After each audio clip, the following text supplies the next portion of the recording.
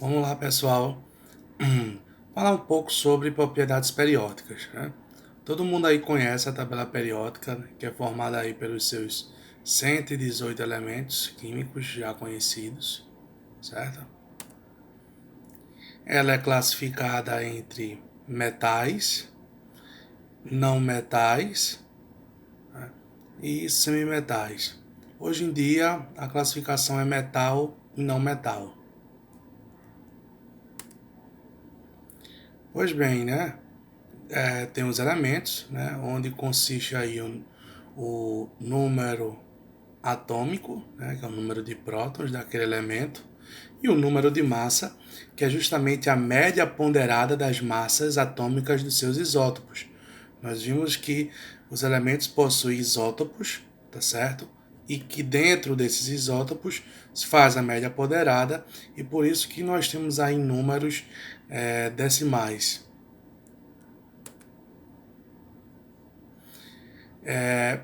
Os elementos eles são classificados como naturais, ou seja, possuem número atômico abaixo de 92 e acima de 92 são elementos artificiais, ou seja, feitos pelo homem.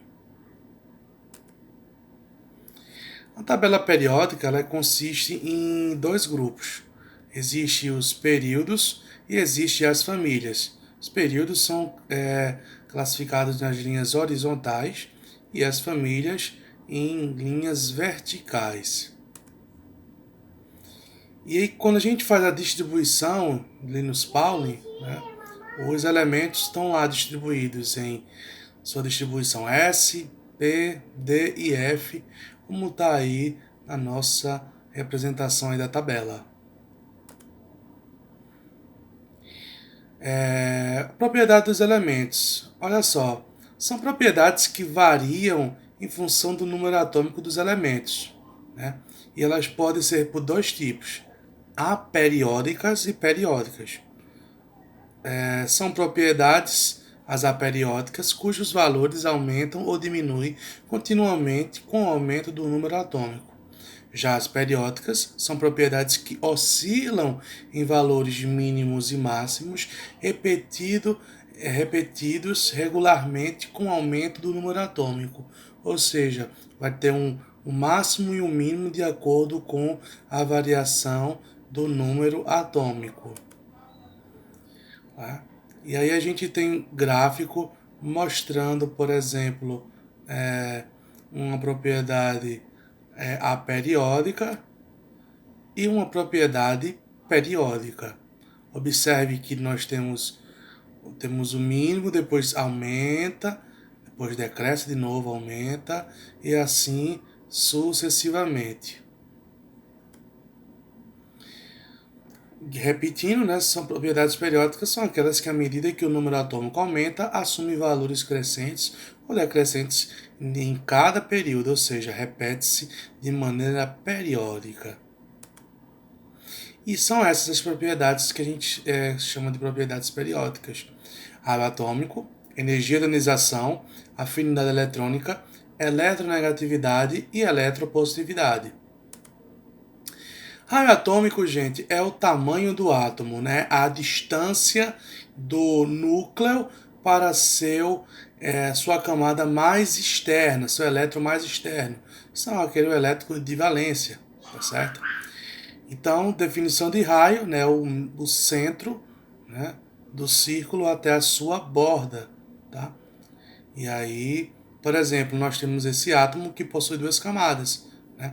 A sua camada mais externa é a camada R2, né? Então, o seu raio atômico, de fato, é o R2 e não o R1, como mostrado aí na figura.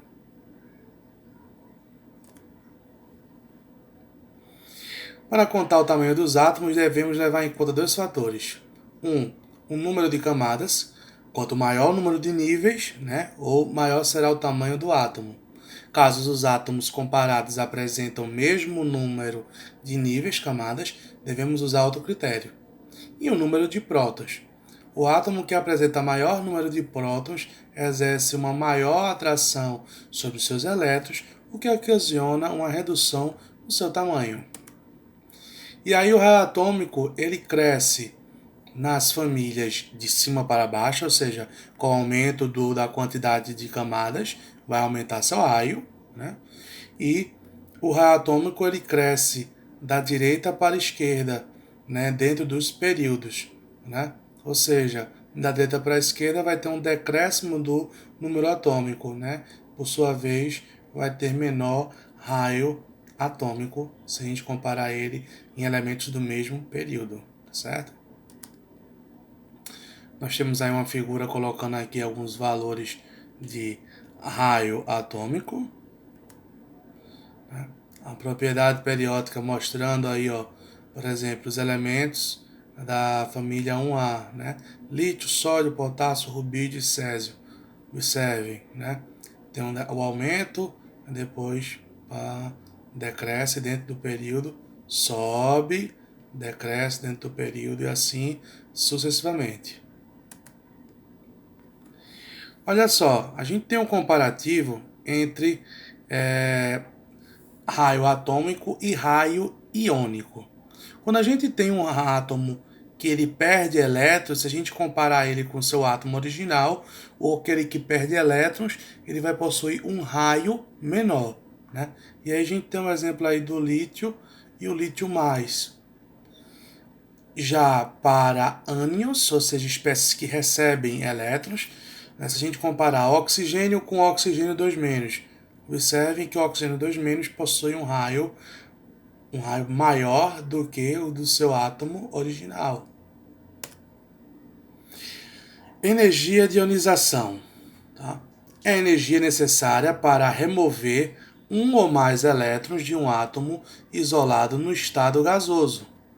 E aí a gente tem aí o esquema, né, do elemento X no estado gasoso, a energia envolvida nesse processo e a ionização, ou seja, ele passando para seu cátion e perdendo esse elétron. Então a energia necessária para arrancar esse elétron é chamada de energia ou potencial de ionização. Que ele cresce nos períodos da esquerda para a direita, ou seja, com aumento do número atômico, isso para os períodos, e quando a gente comparar com elementos da mesma família, né, a energia de ionização diminui, né, de acordo, né, com o aumento do com, com a diminuição do número de camadas, certo? Então, família de baixo para cima nos períodos da esquerda para a direita. Aí alguns valores.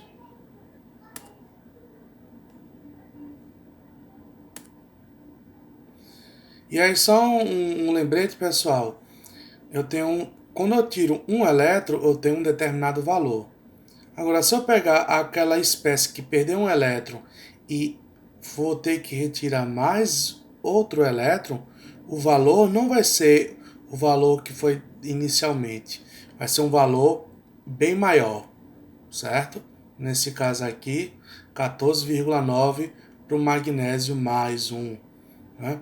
Já para o magnésio 2+, ó, se eu quiser tirar o terceiro, já vai para 79,7 eletronvolts, ou seja, né, sempre vai aumentar, tá? Não existe um valor fixo.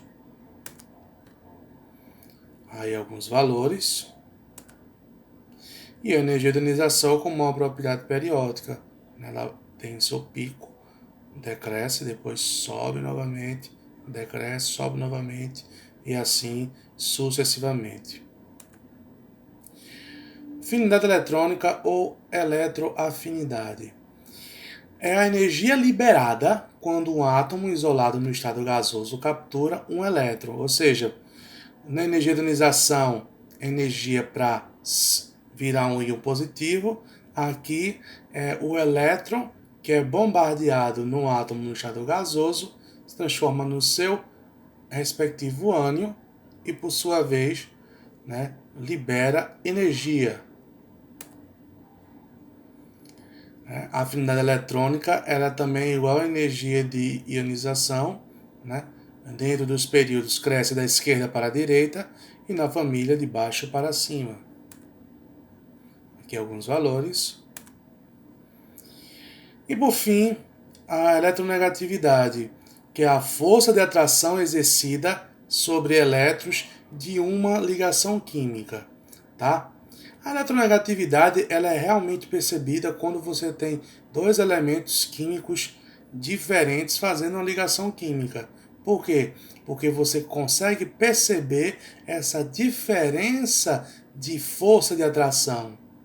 Tá? Quando você tem elementos iguais, a força que um puxa é a força que o outro puxa, porque as forças são iguais. E aí, mesma situação, da esquerda para a direita nos períodos e de baixo para cima na família, tá? Aí alguns valores. E observe aí, ó, densidade eletrônica da ligação química. Na molécula F2, tá? São iguais, então as cores aí permanecem meio que idênticas. Já na HF, né, você percebe uma mudança na coloração, uma distribuição na densidade eletrônica. Já no composto LiF, já tem uma distribuição ainda mais diferente. Por fim, a eletropositividade, que corresponde ao caráter metálico do elemento. É a propriedade periódica associada à reatividade química. Né? E aí, a eletropositividade ela é da direita para a esquerda nos períodos e de cima para baixo nas famílias. Tá? Propriedades físicas dos elementos.